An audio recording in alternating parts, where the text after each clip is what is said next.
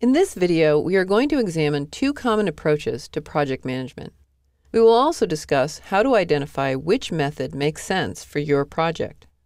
We previously talked about the 5 main processes in project management. When each process occurs one after another, it is known as traditional project management or the waterfall approach.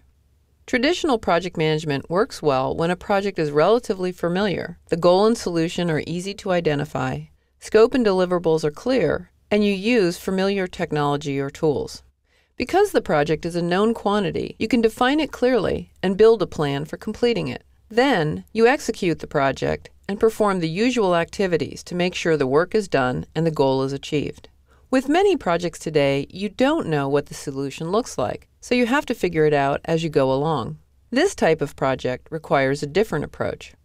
Agile project management goes through iterations to get closer to and eventually reach a successful outcome. For example, you might know the project goal, such as replacing a financial system, but your customer doesn't have his procedures and requirements documented in any way. In this case, you can iterate within the project management processes to get closer to what he wants. In the initiating and planning processes, you define the overall goal for the project and build an overall plan to achieve that goal. With Agile project management, you also define what you're trying to achieve with each iteration and develop a detailed plan for the work in that iteration.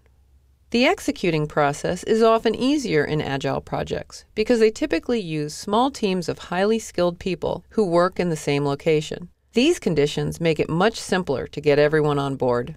With Agile project management, you monitor and control the project more closely and communicate faster and more frequently.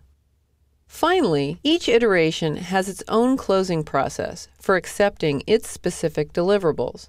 Then, when the final iteration is accepted, you can complete the other closing activities, such as closing contracts.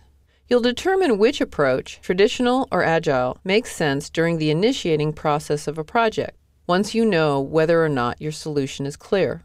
We'll discuss the initiating process in the next chapter.